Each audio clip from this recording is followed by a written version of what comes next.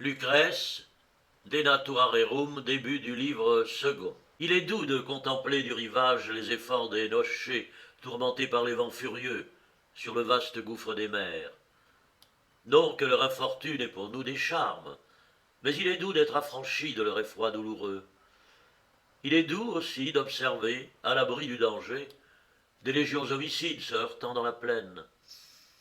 Mais quel spectacle délicieux est réservé aux sages qui, du temple serein de la philosophie, voient les mortels égarés dans les chemins de la vie, s'arracher le vin droit ou les palmes du génie, prétendre au chimérique honneur de la naissance, et consumer les jours et les nuits dans des combats honteux pour s'élever à l'opulence et aux grandeurs.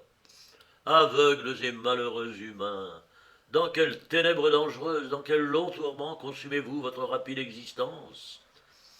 Hélas, vous ignorez à quel prix la nature accorde le bonheur, un corps exempt de souffrance, une âme calme et l'absence de l'erreur.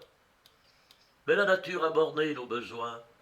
Elle nous permet de jouir à peu de frais des voluptés et de nous préserver des douleurs. La richesse n'est-elle pas dans nos plaisirs?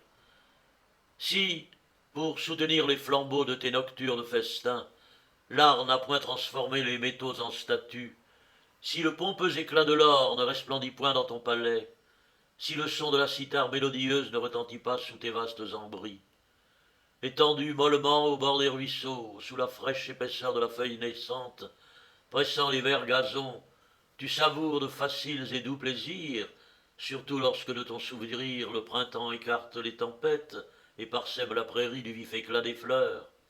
La nature nous partage également.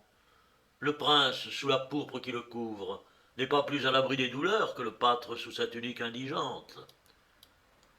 Si le faste, l'opulence et le rang suprême ne préservent point nos corps de la douleur, procurent-ils la félicité de l'âme? Non, non.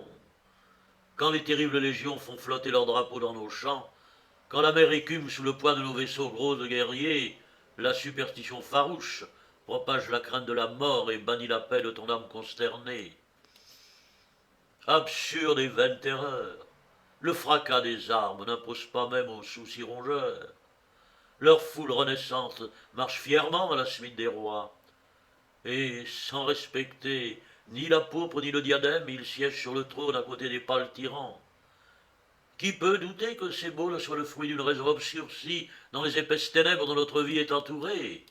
Ainsi que le timide enfant s'épouvantant dans l'ombre de la nuit, l'homme est le jouet d'une crainte non moins frivole pendant la clarté du jour. Pour calmer ce vain effroi, pour dissiper les ombres de l'erreur, n'empruntons ni l'éclat du jour ni les feux du soleil, mais livrons-nous à l'étude profonde de la nature.